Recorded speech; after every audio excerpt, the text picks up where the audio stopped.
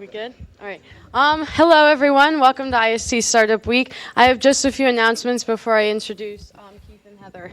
So first, we'd like you to interact with, we'd like you to use your cell phones for tweeting and, during the speak, but if you could silence them so there's no rings going off. Second, during the presentation, you can ask questions through Twitter by hashtagging IST Startup and starting it with a Q so we know it's a question. You can also text in questions through Poll Everywhere, and for that you will text IST Startup and your question to 37607. Also, you can pick up your passport stickers at the end of each session in the front of the room, where we will also have extra passports if you need them. Students with the most passport stickers will be entered for a drawing to win a prize, so do that. And please live tweet and take photos to share with @IST at Penn State on Instagram, Facebook, and Twitter during the presentation. And we will be taking photographs throughout the session, and so if you're not comfortable with that, please move to the back of the room and email espocus@ist.psu.edu with your username. And with that, I would like to introduce to you our two speakers from Mediabarn, Keith Deaven and Heather Gay. So, Keith is responsible for co-founding Mediabarn, a company that specializes in UX research design and staff augmentation.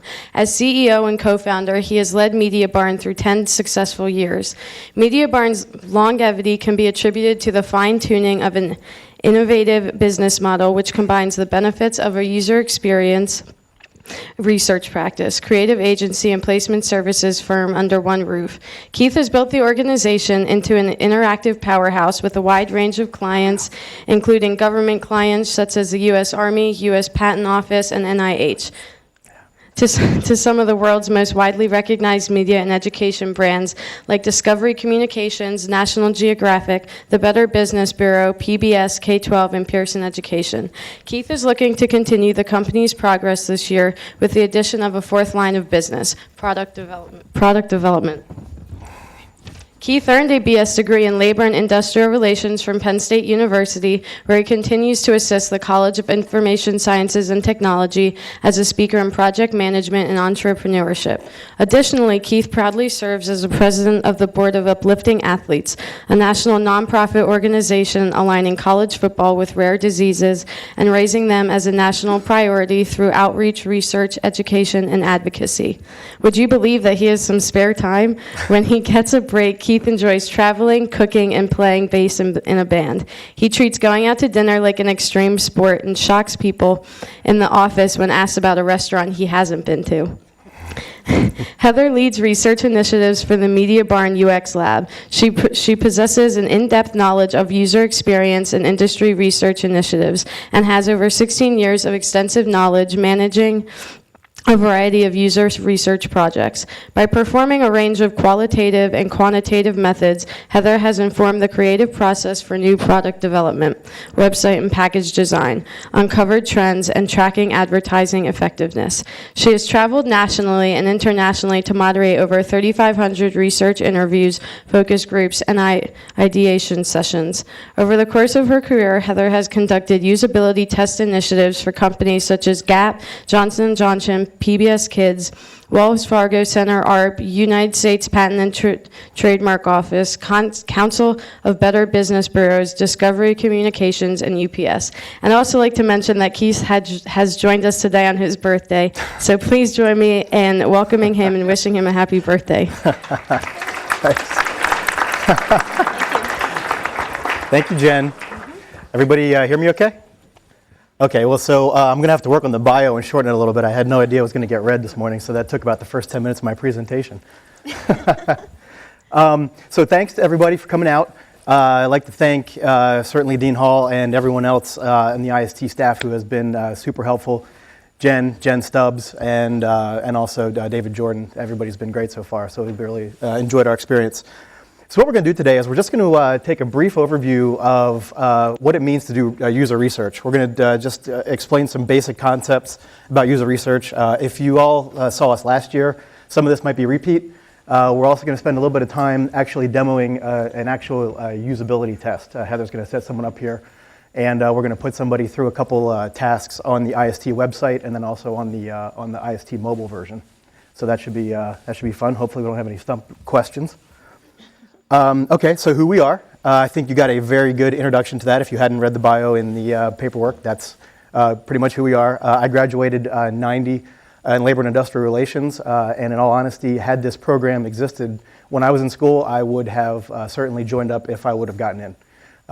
What goes on in this college is tremendous. We have a real strong belief in the course selection and the practical experience that everybody gets here. So as a small business owner, the types of things that everyone learns here is exactly what we look for when we hire someone. So I wish I would have been able to graduate with a degree from here. I had to settle for labor and industrial relations. And Heather, you also got the bio on. I don't know if there's anything you want to add to into what. Yeah, I don't think so. I think I'd rather sort of move on so that we can do the fun stuff. Great. So as we mentioned in the bio, Mediabarn, just take a minute to talk about what we do. We actually run 4 separate lines of business that all sort of work together. We run a traditional creative agency, and that is very typical of what you would see in an agency world where clients come to us and say, hey, we need web products design, we need something built, something designed. We'll take that project on end to end and help our clients do that. We also have a staffing services company, and the placement services, we call it staffing, operates very much like a staffing agency, like a Manpower or Mantech or something like that, except that we focus solely on internet skill sets. So we place visual designers, we place UI designers, we place project managers with our clients who already have an in-house capability around that. They might need a web designer for 3 months, for 6 months. We actually place them with them as a staff augmentation. We also do direct hire, so if anybody needs a visual designer in our area, we will help them find them, and we actually do that. We've just expanded a little bit recently, and we've started to do that nationwide. Then we have the research services. That's what we're kind of here to talk about today. We're going to talk all things research. The lab, and you'll get a better sense of it as we get into the presentation. We do usability testing there, we do focus group there, we do basic marketing research, and you'll kind of get a feel for what a usability test looks like here in a little bit. But that part of the business really works well with our creative agency because the learnings that we get from the lab translate straight into our designers' ability to create usable products. So having run a lab now for 5 years, 7 or a long time. We've developed a big body of knowledge in terms of what users' experience, users' behavior are, what constitutes a good experience, and we can pretty much predict what's going to happen with some of our own designs. Although, as you'll see, I mean, predicting users' reactions are not always what you think. And then our last line of business that we just opened up this year, we're going to start taking our own products to market. So we've entered into a joint venture with a local company down in Arlington, Virginia, to take a corporate social responsibility platform to market later on this year. So that is the 4th line of business. And honestly, when I started the company, that's what I wanted to do. I wanted to leverage services to create products, to build a business, and take our own things to market. And it's been a great 10 years working for other people, but I'm looking forward to getting our own products in the market and working for ourselves. So the basic things that we try to find out, during user research, we'll talk about all of these. Why conduct it? We have an example that we'll show you in just a minute that makes it pretty obvious why you want to conduct it. How do we test? We'll talk about the different testing methodologies that we can use. We could spend literally probably a class on each one of them. So this is going to be a shotgun blast of top-level information for you.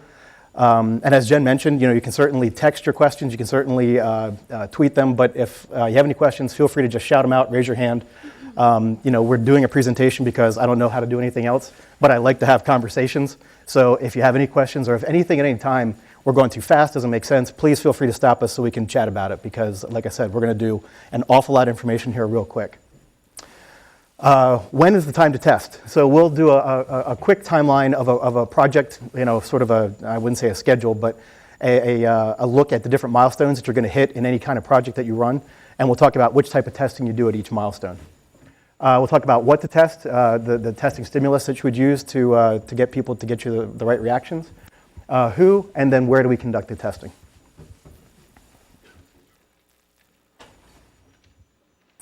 So why conduct user research? I'm going to let Heather take this slide, and then we'll show you a brief example.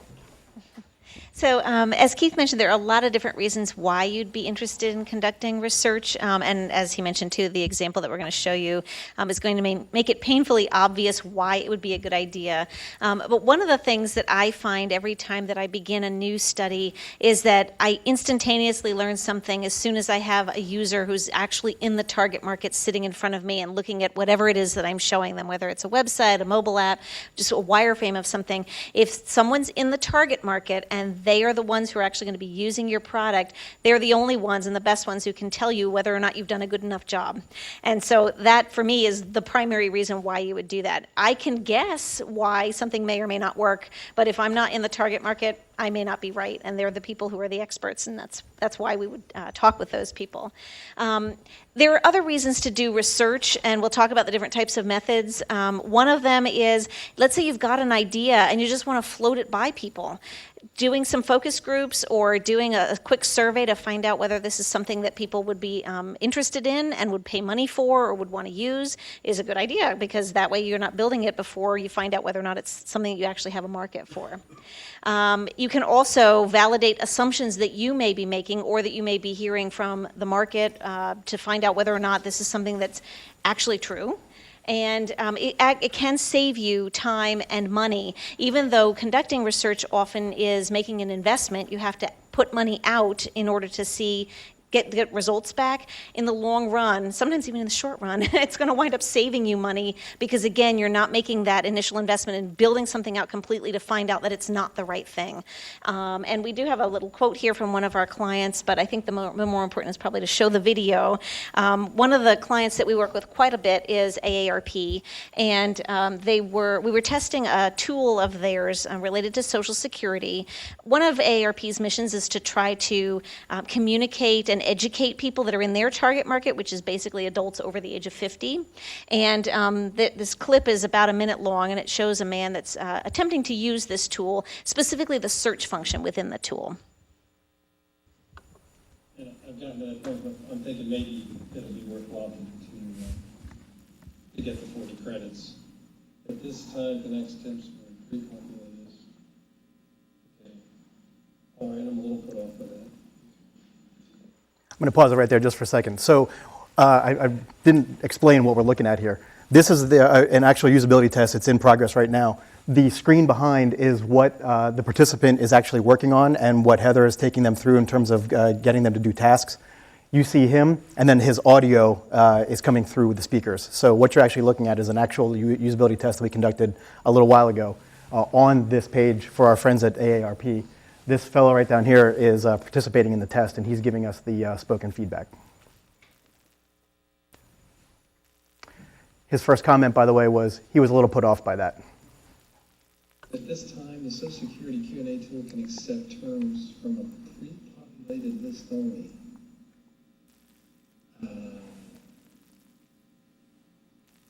I'm not sure. I'd have to think about that. Can you pause it for just a second, too? One other thing I wanted to mention, I have the great pleasure of talking with users that span a variety of different backgrounds.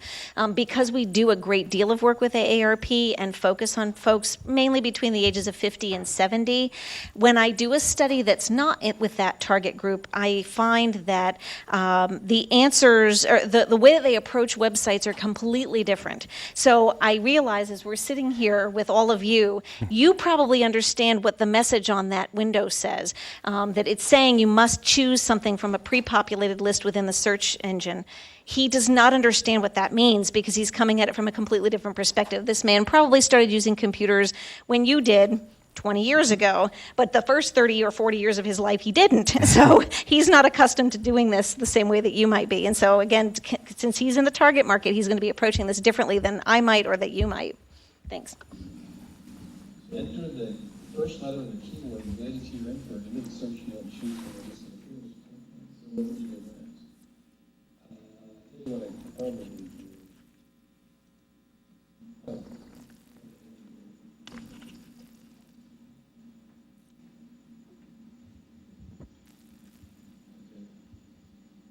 I'd probably stop using the tool.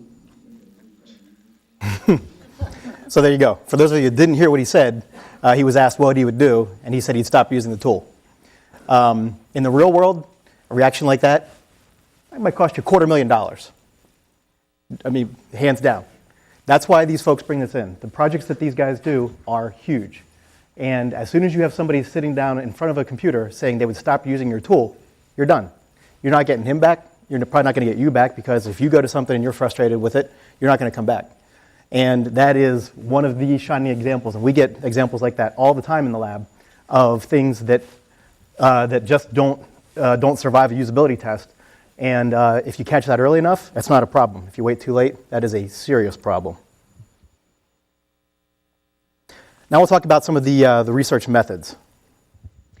So as we mentioned a little bit ago, there are a lot of different types of research, and as Keith mentioned too, we could probably spend at least 2 entire courses just on different types of research that you can conduct. But the sort of brief 30-second encapsulated version is there are sort of 2 primary types, qualitative research and quantitative research. Quantitative, of course, means in general that you're going to have large quantities of numbers of people that you're going to be running something through. So those examples would be things like surveys. They could be done on the phone, they could be done online, they could be done on paper and pencil. Things like A/B testing, where everybody that comes to your website or to your app is going to see either version A or version B, and you're going to see how things perform that way. I'm sure that you've all heard of big data, Google metrics, things along those lines. Those are large numbers. They're projectable to the population. We're talking hundreds or thousands or tens of thousands of data points there. The qualitative type of research, which is what we spend a lot of our time on, is dealing with very small sample, but they're very targeted. So things such as focus groups, usability testing, in-depth interviews are done with a couple people to maybe a couple dozen people, and really just sort of give you an idea of the reasons why you see the people in all those numbers, why they're doing what they're doing. So, we may say 49% of the population is doing X. We know that they're doing it, but we don't know why. So we can take a very small subsample of people that are in that target and ask them, tell us a little bit more about this. What do you feel about this? How are you reacting to this? What happens if we do that? And sort of get some sort of in-depth, richer, qualitative information from them. There are a couple of things that sort of span between the two, things such as eye tracking and satisfaction surveys, things along those lines. So they may not be completely projectable, statistically significant, but they're going to be larger numbers than some of the things that you see there on the left side. So now we'll talk about when to test what. This is a super basic timeline of a project, and we can spend again a couple courses talking about project methodologies. I'm sure you've heard Agile, Waterfall, Lean UX, all those kinds of methodologies. No matter what methodology you use and what timing you do it at, you're going to hit every one of these milestones, whether or not you call them that. So every one of these things at some point you're going to cross this line during your project. So what we'll do is we'll talk a little bit about where you want to test things to make them the most efficient and save yourself the most time and money. So at the beginning of the product life cycle, you probably have an idea. Maybe you've got a sketch of something. Maybe you have like a really rudimentary prototype or a wireframe design, something along those lines. And that's sort of what this picture here is sort of meant to illustrate. If you've got an idea and you just kind of want to float it and find out what do people think of this and what are some other cool things that we could add to this, that's a good time to do some initial research. Things like a focus group where you're talking with a handful of people in your target market and just kind of run the idea by them. You may or may not show them anything visually if you don't have it, but it's just, again, sort of gathering some basic input, basic feedback to the idea that you have.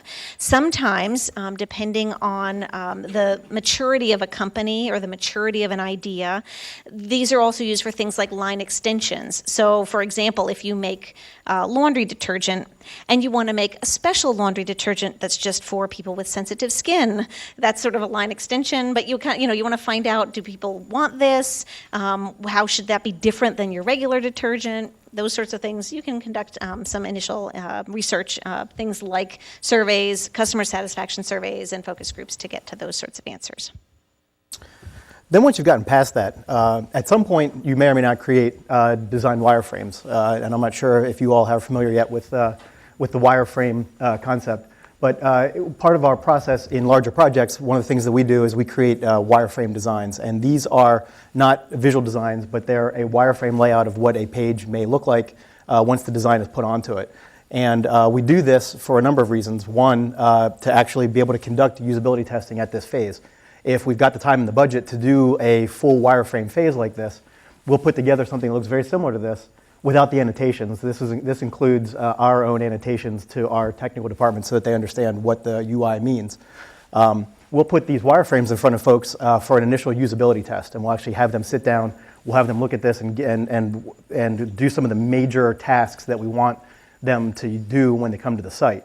And we do that to make sure that the layout makes sense to them. We're not here to test visual, we're not here to test anything else, but we want to make sure that if someone looks at this, if this were a live product, even in its current state, could somebody actually use this product? And if so, we know that we've got the right user interface layout already done in the wireframes.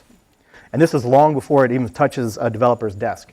So the benefit of doing this is that at this point you have minimal investment. So in the context of a startup, this is a great time to do this kind of work because you haven't committed development resources yet. The other benefit of actually doing wireframes like this is that it gives your development team something to work from in terms of real requirements. If you haven't written a requirements document or done anything else like that, you have a product that somebody can work from, and if you've tested it, you already know that your users can use it.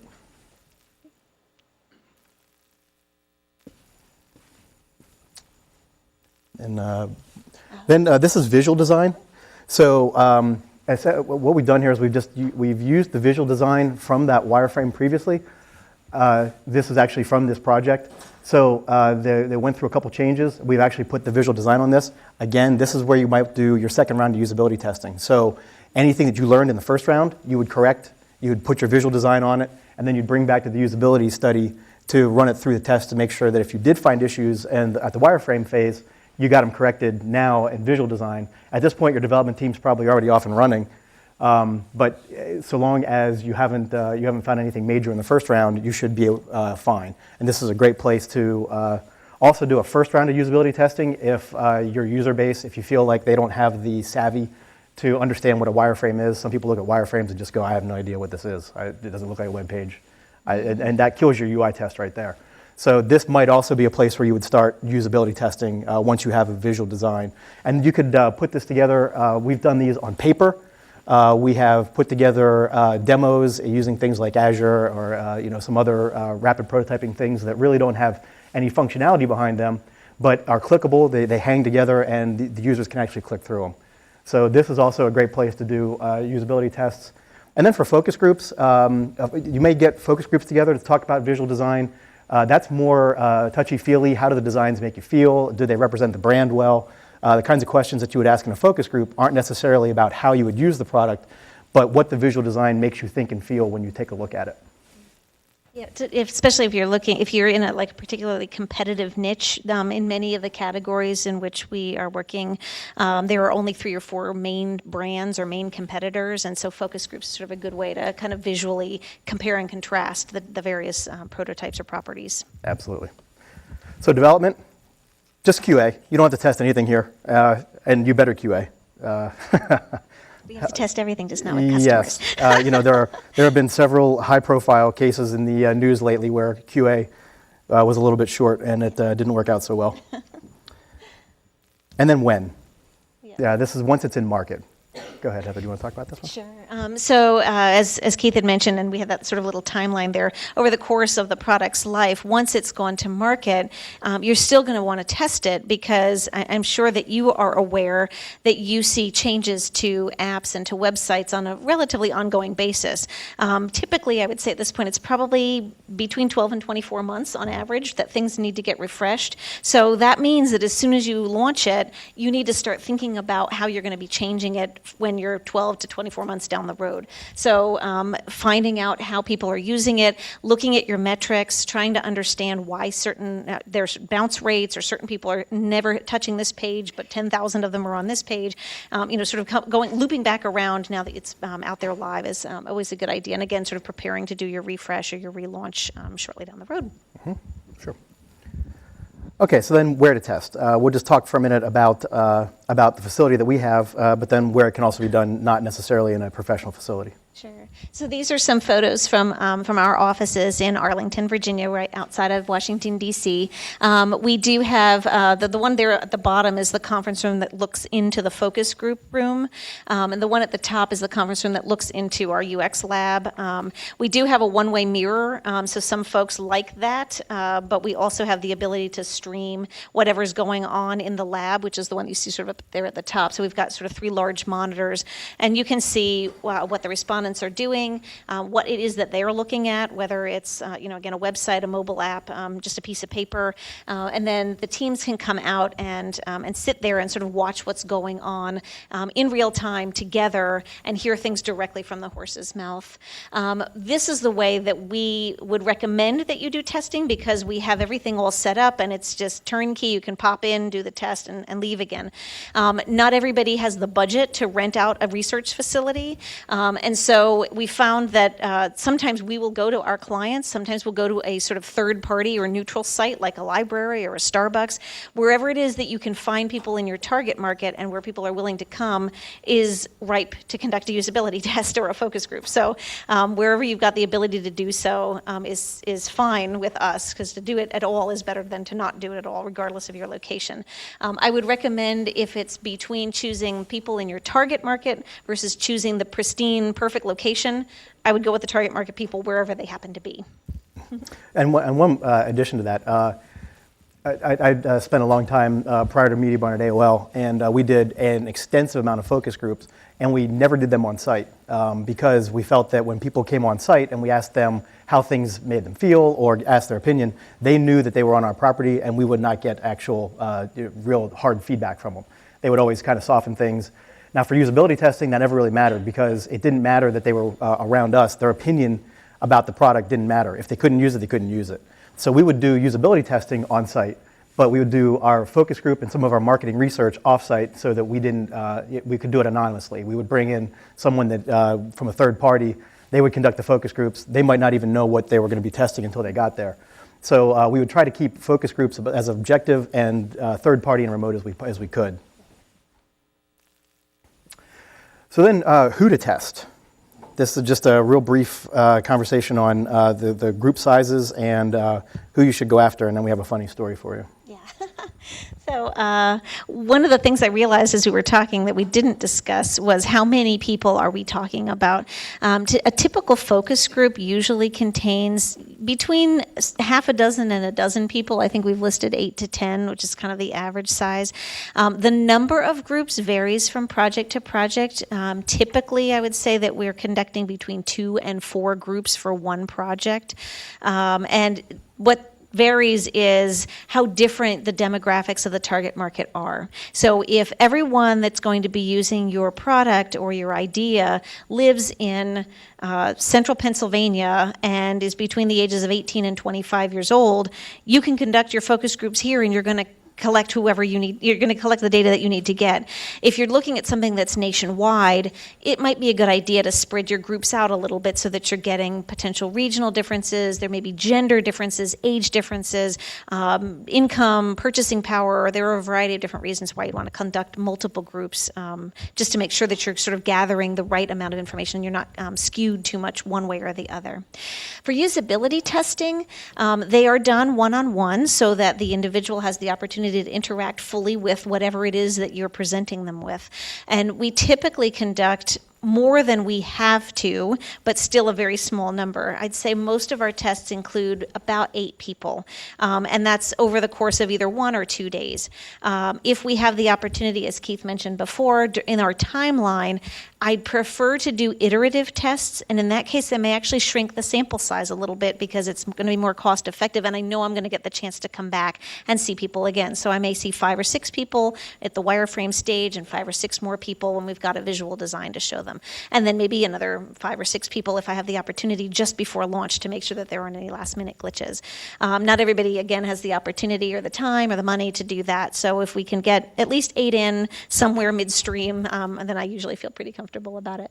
As we mentioned before, talking to people that are either your current customers or that you know are squarely within your target market is the most important thing. And again, typically we just ask people questions about who they are, about their feelings, about the types of products that they own.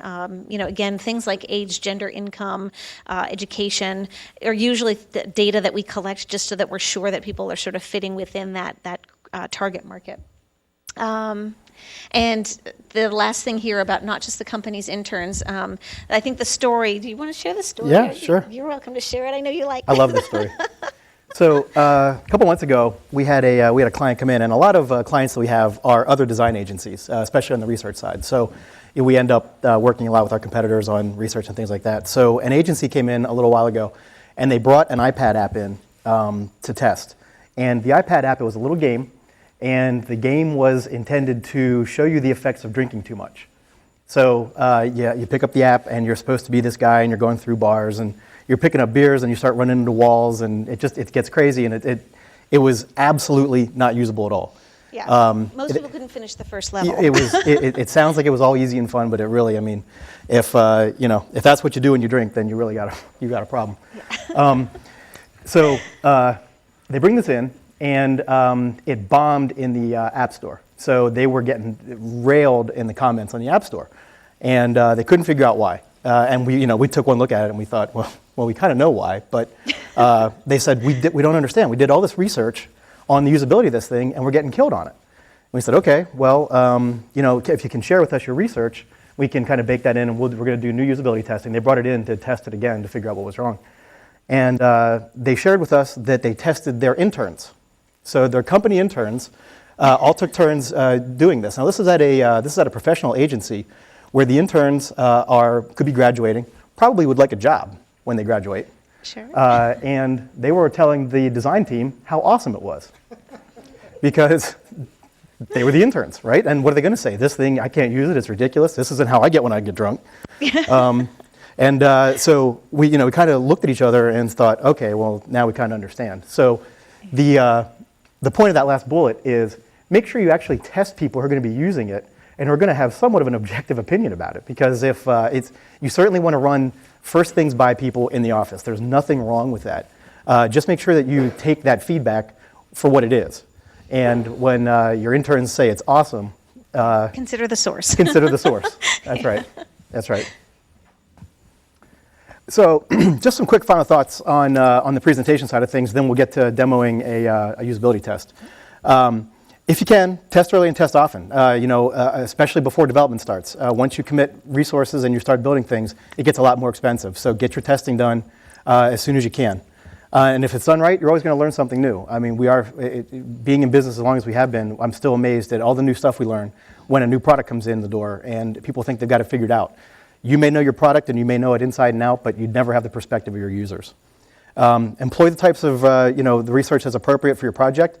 Usability tests may or may not even be appropriate. If you're just going through a visual redesign, and you already know your usability issues, just run a focus group if that's what you need to do to make sure that your visual design is working right. Just make sure you apply the right types of research at the right times. And then innovate. It's easy to talk about testing, and it's easy to talk about your reliance on testing. And you absolutely should. In Steve Jobs' book, I mean, he kind of said that he's not a real fan of doing market research because the market doesn't know what they want. And that is a great point to have. If you're Steve Jobs, he was one in about 9 billion at the time or something like that. I don't even know what. So we've had people come into our office who believe they're Steve Jobs, and it's a hard message to give them that they're not. You definitely want to innovate. You want to put new things out there. Just run it by the people that you think are going to use it, so that you can get an actual reaction to what it is. Because if it's great and you're on the mark, your testing will show that. So, before we get started on a UI test, does anybody have any questions? Anything we go over that didn't make sense or needs expanded on? I know it was kind of a shotgun blast of a lot of stuff. Sure. Sure. Thank you. So one of the things that has come up recently with a lot of the continued, especially with smartphones and so on, the continued addition of sort of features and that sort of thing. And I noticed just recently, and I forget which phone it is, but it's come out with version 5 where they've started pulling features back. Do you want to sort of comment on that? I'll take the first stab at it, then you can certainly from research. So, as features keep getting added, you're only going to be able to do so much anyway as a user, and you want to keep being able to do more, but your priorities may change. So as the product is in market and as the product itself evolves, how you use it may or may not evolve. Some of the best products never changed because they were singly focused on doing one thing and doing one thing great. The problem that phones have is that phones, want to do a lot of things all at once, and they want to continually innovate if it's the iOS or if it's the phone features or whatever it is. As that happens, your priorities may change. So when the first smartphones came out, the priority for a PDA might have been to actually be productive and take notes and do that kind of stuff. And then as social media evolved, social media started to come to the forefront of what might be in the iOS or what might be on your home screen or the ease of getting to it. The golden rule of keeping things simple always still applies. So if you find that the market is using your product in a different way, take some of your features, roll them back into a hidden UI somewhere so that they can still access them, but bring the things that people are using to the front. When we try to do designs, we're happy if we can get 80% of what people want on that page. And you're never going to make everybody happy. So iterate your designs and keep them simple and keep the priorities at the top. And it's a matter of prioritization of how your users are actually using those things. I was thinking too, one of the things as we test more and more mobile devices, having some standardization is vital for the customer's sake. So I find, especially when we're testing things that aren't fully built out yet, I carefully watch what people are doing with their fingers. Are they swiping from bottom to top or from right to left? Because there are certain intuitive expectations that if you don't meet by loading stuff up with a pile of extra features, they will be disappointed and they'll stop. Like the man who couldn't figure out the search bar, because even though the people who built that thought that they were giving a very clear instruction, he had no idea what they were talking about. And so it's I think, as you were just saying, to keep things really simple and to have some sort of standardization is the most important thing. Definitely. So I think. Yeah, absolutely. Any other question? Jen? So I have a question from Twitter. Sure. What does Twitter want to know? What sort of software do you use to make your wireframes and mockups? So let's see. Illustrator. What else? That's a really good question. Let me think about that for just a minute. I know a lot of UI designers use Illustrator. For things like quick mockups, Azure, the name escapes me right now. There's a really nice sketching program that you can use that does real quick, kind of dirty wireframes. What's that?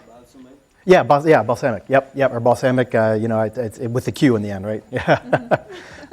That's a good one for sketching. And then, what's the flowchart one? There's also a flowchart one that people like to use a lot. I don't know. I'm sorry, I can't think of it off the top of my head right now.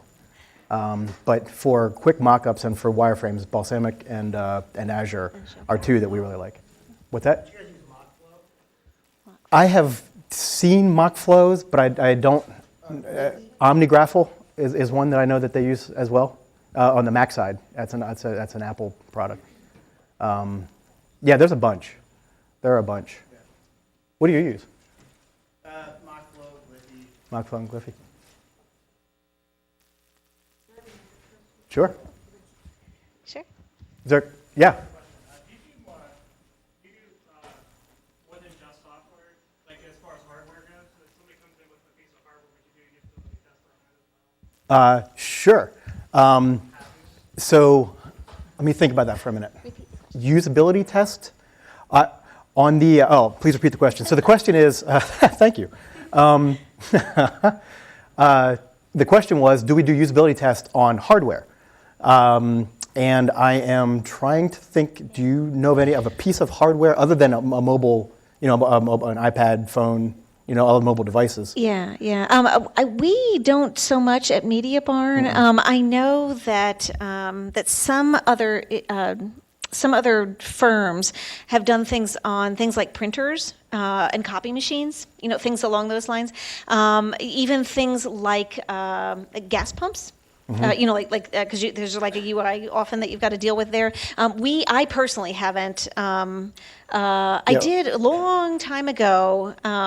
I did some, this is going to sound funny because it wasn't something physical that you could see or touch, but it was actually a telephone menu. Like if you called your bank, so do you want your checking account or your savings account? Do you want this? Da, da, da, da. And it went through all of those different sort of things. So it was kind of like a menu, but on the telephone as opposed to on a computer screen. So you're talking more like human factor and human interaction type things.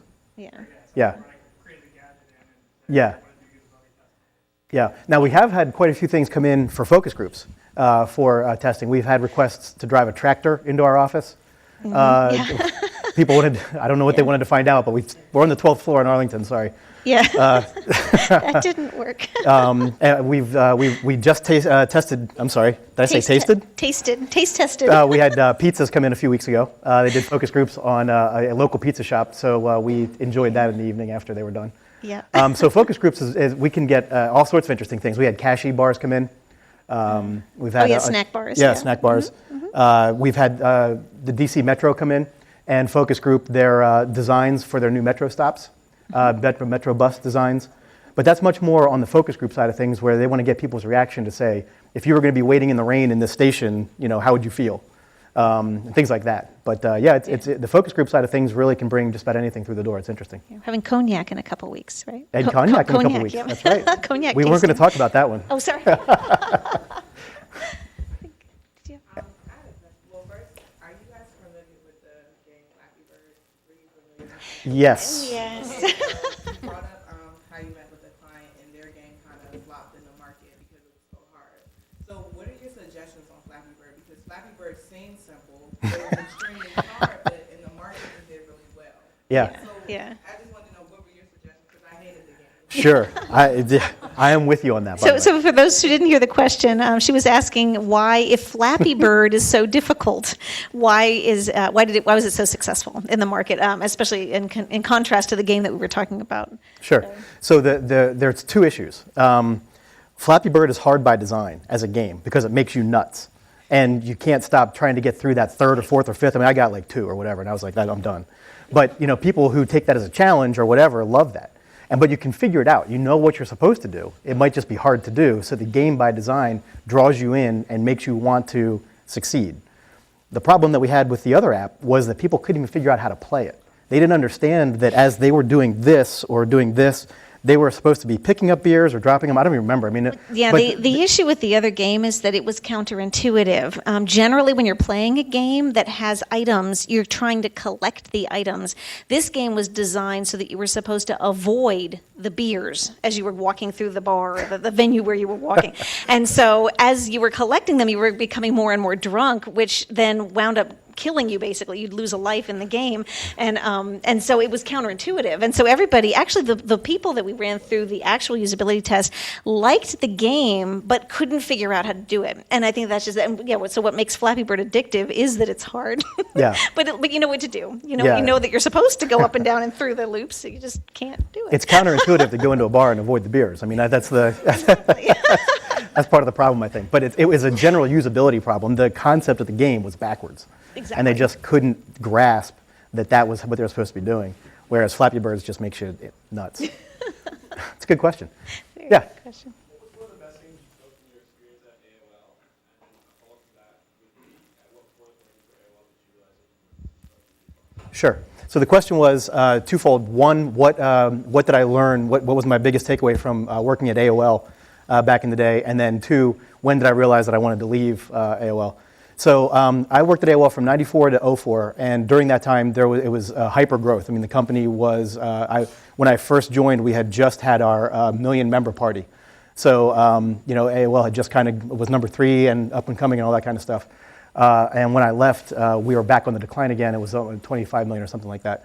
The biggest thing that I learned at AOL was, and I worked all over the place in AOL. When I left, I was running the project management team for our studio.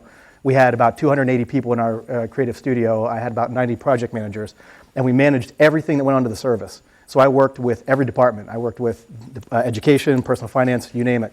And across the board, I mean, I probably don't remember it, back in the day, AOL's slogan was so easy to use, no wonder it's number one. That stuck with me more than anything. As you create products, make them easy to use. I mean, that stood the test of time. And when they started to make things not easy to use is when they started to run into some trouble with their product. But the biggest takeaway by far was keep your products simple and keep them focused. When I realized it was time to leave AOL, after the Time Warner merger, we went through some cultural changes at the company. And that was in 2000, early 2001. And at that point, I started to make our plans to leave. I started the company with a few friends from AOL. I probably stayed about 2 years longer than I should have, to be honest with you. But I realized after the Time Warner merger, the excitement died down, and I was part of a culture that was really kind of counterproductive. The culture there really changed pretty quickly in terms of cooperation and getting the products out the door the way they should, getting the different divisions to work together. And it was kind of frustrating because the Time Warner merger was a great thing. And AOL Time Warner had 5 years on iTunes. They could have taken iTunes to market long before it ever hit anywhere. And I sat in a meeting where we talked about the very concept of what iTunes did. And when I came out of that meeting and we realized that it was going nowhere, that's when I decided it was time to go. Sure. Earlier you said the man who was unable to use the search bar was a massive failure. Obviously, you'll never get 100% user acceptance. Is there a certain line that you reach where you accept it? Is it 90%? Is it 85%? At what point are you okay with that? Sure. So the question is, going back to the example of the fellow that was going to leave the tool. The question was, you're never going to get 100% acceptance, so what is an acceptable percentage of acceptance that you're going to live with? That's a great question. So when we talk about things, I always kind of go by I say 80-20. If you can get 80% of the people on board with what you're doing, you're pretty darn successful, especially if you identify your market properly and you know what that 80% is. So, for me as just a product person, and you may have a different take on this as a researcher, but I'm happy if somebody can come to me and say 80% of our users are going to be able to get it and have no problems. I always want 100, but the problem is you can develop yourself and design yourself in circles and never get there, especially nowadays when there's so many choices. Yeah, I find that a lot of it just depends on our clients. That was one finding of probably, 10 or 12 that we got from that particular test. They then go back and decide amongst themselves what are the low-hanging fruits, what are the ones that are going to be more difficult that may require a great deal of redesign or retooling. In that particular case, I don't know where they wound up. I haven't gone back to look at that one yet. Because it was in a modal window, I venture to say they probably just retooled the copy and made it a little easier to understand, which then potentially would have solved the problem, at least for that man, if not for others. But I think that's oftentimes how our clients decide. They just kind of figure, okay, of the 15 things that were issues, I can afford to fix 7 of them, and these are the ones I'm going to fix, and then they prioritize internally. So I can make recommendations, they don't always follow them. Yeah. Sure. Were there any cases where your design suggestions were wrong? So the question is, were there any cases where your design suggestions were wrong? That's a great question. It's going to happen. We may take a look at something and say, oh, we should be doing this. Or we may say, people are having trouble here. Here are some recommendations. And then maybe the second time around that test didn't work out as well. Because a lot of times the research team may or may not have the full context of the user's perspective or where they're coming from or where they're going afterwards. So a recommendation that's made inside the bubble of a one product test may fail when that bubble gets bigger from the user experience standpoint. So it's kind of a long way of saying, if we make recommendations that are counter to something else that's going on that we either weren't aware of Or we might just have got it wrong. I mean, it happens, you know, I mean, and that's why you test, because you can make recommendations that might not be right. A lot of times that's because there's context that we might not be privy to during a test. Sure. What are some inexpensive or readily available forms of market research? So the question is, that's a great question. The question is, what are some readily available and inexpensive methods of research that startups can use? Do you want to take a first stab at it? I have some ideas. Go Sure. ahead. Yeah, I think probably a couple of things I'm thinking off the top of my head. One of the things that we don't employ a great deal at Mediabarn are some of the remote testing things you may have heard of, things like Usabilla, or I think User Zoom might be one. There are several, Loop 11. There are like, I don't know, half a dozen or 15 of them out there.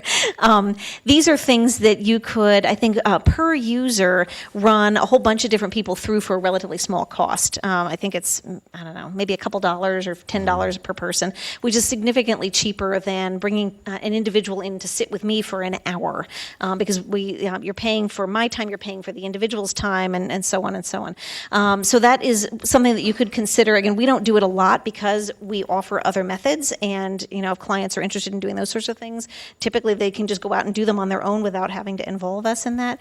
Other things are some of the things that we had talked about before.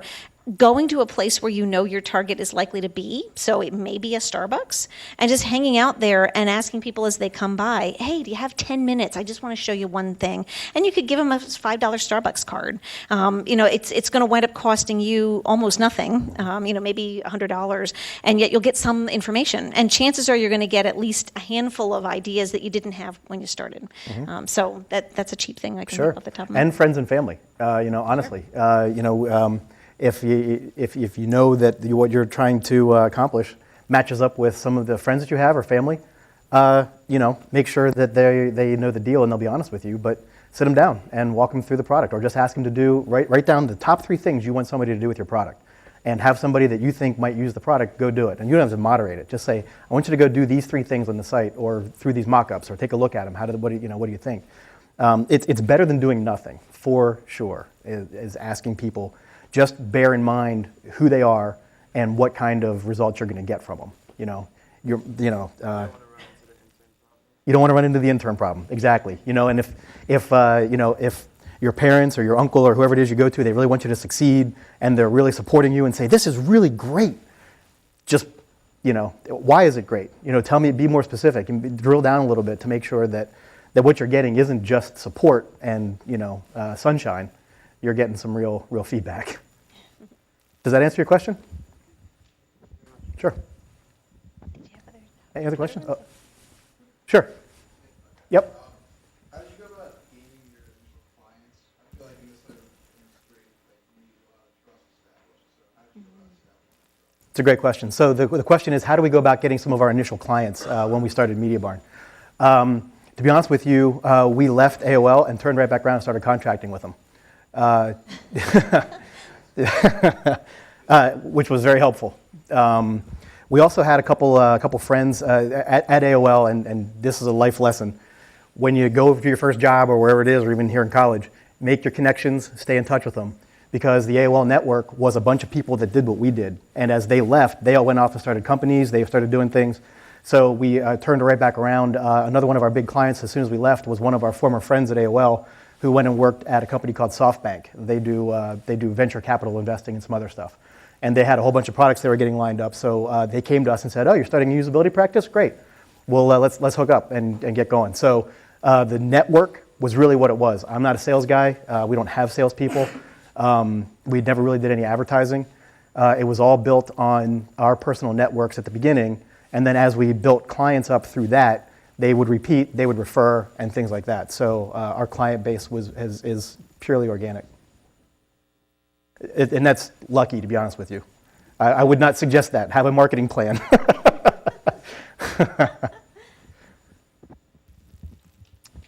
Any other questions? No? All right, well, why don't we take just a couple minutes? I think we have like 15. And we'll run somebody through, we'll demonstrate what it looks like to do a usability test. And I think Jen's already identified some poor person to be our volunteer. Oh, there you go. Thank you, by the way, for volunteering. Yes, thank you very, very much. So as it happens, we are assisting the College of IST in redesigning the IST website. And we've already done some focus group work. We've talked to some people who could be prospective students. One thing we haven't done yet is talk to people who are current students to find out how they use the site. We have a couple questions that are prepared. One of the things that I would love to get from you all, if you have any questions that you want to run our volunteer through, let us know. How do you use the site now? What do you have particular trouble with, especially on either the web or even mobile? As you're walking across campus, do you hit the IST site? I know you guys have, I believe it's Compass, which is your sort of intranet. And to be honest with you, I haven't dived into Compass enough to know what Compass deals with versus what the IST site deals with for you as current students. So Heather's got a couple questions, and we'll get started. But if there are things that you would like to see us, like a task that you'd like to see us put somebody through to see if they can do it, this isn't necessarily stump the participant, but I would love to know if if there are things that you guys are either concerned about or don't understand about the site or would like to see on it. It's really more stump the website. Stump the website. Yeah. Is your mic on? So what's your name? Do you want to give them the mic? You're Steve. I'm Heather again. Okay. There you go. Yeah, and hopefully Nice to that'll meet work. Is that on? I Is think this thing on? Yes, it is. It's the one I was using a second ago. Okay, so typically, when I'm doing a usability test, I would, you'd come to our facility or to a place, where you would be sort of pre-recruited typically. You'd sign a form that would say it's okay to be videotaped and to potentially be observed, things along those lines. And then I'd bring you into our testing room and explain, we're going to spend some time, usually it's 45 minutes or so together, taking a look at a website. And then the recording will already be started, and we'll kind of dive in. Usually, I start with sort of some warm-up questions, things like what do you like to do on the internet for fun, or what sorts of things do you like to do when you're online? Have you downloaded any apps? What's your favorite one? That sort of thing. Okay. Just sort of like warm people up. And then today, as Keith mentioned, we're going to take a look at the website for the School of Information Sciences and Technology. So I'm curious to know. If you go on that website, how often do you do that? Very, very rarely. Very rarely. And why do you go at all? The only times I usually go on are for scheduling purposes. Okay. There's on the side it tells you all the supportive options and stuff you need to take. So Okay. that's the main reason I go on the website. Okay, so about once a semester, would you say, or? Maybe twice, three Okay. times if we're Okay. getting adventurous here. I don't know. Okay. Not much though. So. Okay, terrific. All right, so we're going to start with the home page, and I've got that pulled up here. We just need to get to the right spot. There we go. Okay, so show me where you go if you're looking for help on scheduling. If you're trying to figure out what classes to take next semester, for example, how do you do that? Well, because I'm a current student, Okay. I go to current students. Okay. I go to majors. Okay. And then I'm an SRA major, so I come here. And then I'll usually be looking at, this type of thing right here. Okay. Or the recommended academic plan. Okay. Okay. And then I can click on that if you'd like. Sure. Yeah, I'm kind of curious to know. I don't know the site intimately. I've seen it a couple times, but And then I don't know what this says. I don't read that, but okay. here are the options. And then I'm cybersecurity, so I just click on that. Takes me Okay. to this, and then it's got the courses. Well, yeah. There's the courses for the SRA ICS option. Okay. Terrific. And then, so has this opened up another window then? It did. Okay. So if I want to go back, I'd have to go back to that other tab. And Okay. All right, terrific. All right, so let's go back to the other Out of tab. this. You can close it, sure. The mic. Okay, so if you were looking for information on all of the different majors here at this college, not close enough? Okay, sorry. Sure. Yeah. Or you can use the other mic. There's two mics there. Yeah, we just, yeah, I was gonna say maybe. You don't want to share the mic. Look like the Beatles. I'll use this. Hello there. There you go. Thank you. Okay. You're welcome. If you were interested in getting information on all of the different majors or the courses of study that you could have here at the school, how would you find those? At first, maybe just be at the about. It doesn't look like it's there. Future students might be a little more helpful. Okay. I want to learn more about any of these, so if I want to learn more about SRA, I guess I'd click on there, and then that would be the description of the entire program. Okay. And there was a list on that previous page. Was a list of all the different. There types? was a list. Okay, I terrific. think I had all of them. And then there's also careers and internships and student life as well. Okay, terrific. Now, what if you wanted to get help with course selection? If you weren't quite sure what to do next, for next semester, where would you go to get some help on that or information on where to get help? You mean I'd probably schedule an appointment with my advisor if I Okay. needed help for that. So Can you do that through the site?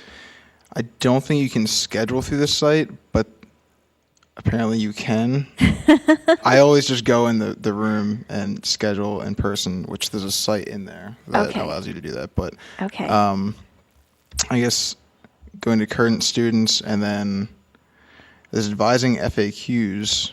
So if I had any questions, whoa, it's a lot of questions.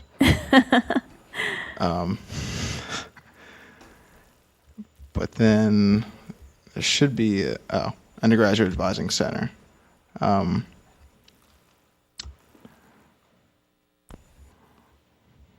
That's my advisor, but Okay.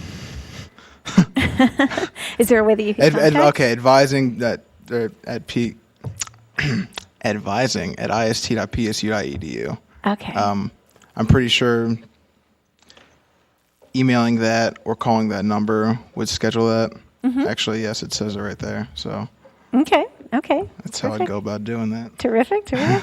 Fantastic. Okay, I'm going to switch gears a little bit and Okay. have you take a look at the site now on a mobile device. Okay. Just a second, so I can get this sort of set up. And let me go to this for just a second. All right. I'm going to slide this over just a bit. Oh, look at this. Yeah. Okay, let me make sure that this is working properly. Okay, yeah, that'll work.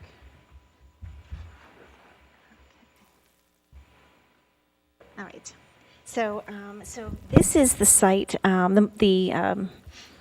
wait, sorry, we're on the wrong one. I went back too far. There we go.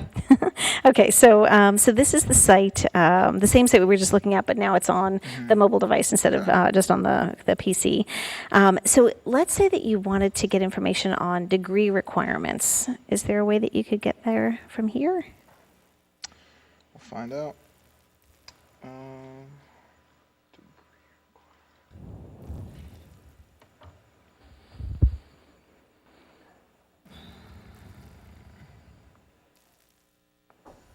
Do you mean for a specific major? Like a specific degree? Perhaps, yeah. If it would be simpler to find it that way, Okay. sure, we can look for it like that. We go to the IST Bachelor of Science. I guess this is just an overview.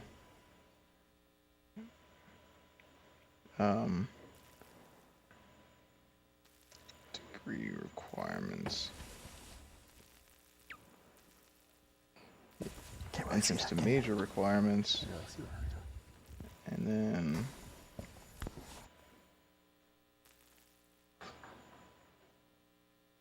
curricular goals. Did I pass it? Am I missing this? I'm not sure. I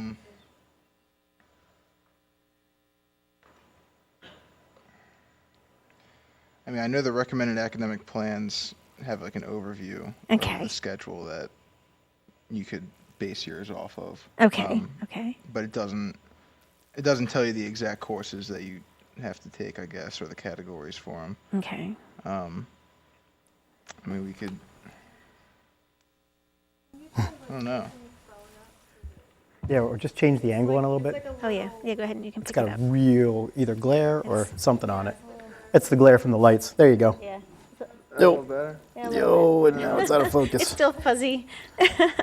Sorry, we're testing a new type of technology, so it's a little bit out of focus. Got my friend's GoPro up there somewhere. You can probably all right, so we're still looking for the Degree the performance, requirements. yeah. Sure. All right, I'm going to try entrance to major requirements and see if there's a link after that. I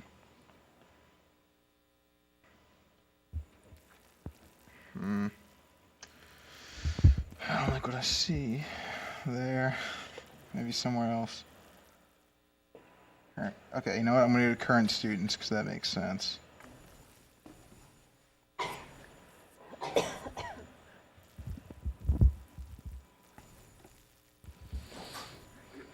I don't.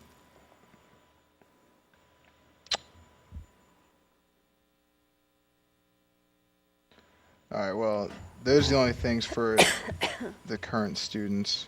Oh, then there's also links down here.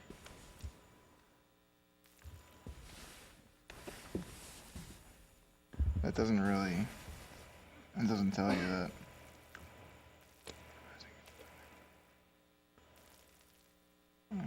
Yeah, we're still getting a bunch of glare on there. We can ixnay this part. Just one question though, and I know this is kind of a different question than a usability question, but what would you use your mobile phone for this site? So if you're a current student, you're walking across campus, or you're on your phone, some of the tasks that we're talking about there are probably much more appropriate to the website. What would you use the IST site for in a mobile context? So while you're away from your desktop doing something else. I mean, some of the things that I'd use the desktop for, I could use for the mobile, just if I don't have my laptop on me and I wanted to reference something, like some of the courses that I'd take. Like I said, that's the main reason I go on the website, is just for looking at the courses. Mm-hmm. So if I were to not have my laptop on me and I needed to look that up, maybe before going into an advising meeting or something like that, mm-hmm. I'd probably try to look on here. Gotcha. See if I can find it. Do you currently access it very often from your mobile? I don't. No. Okay. Does anybody? I mean, I'm just trying to take a quick poll here from a mobile site. So you do?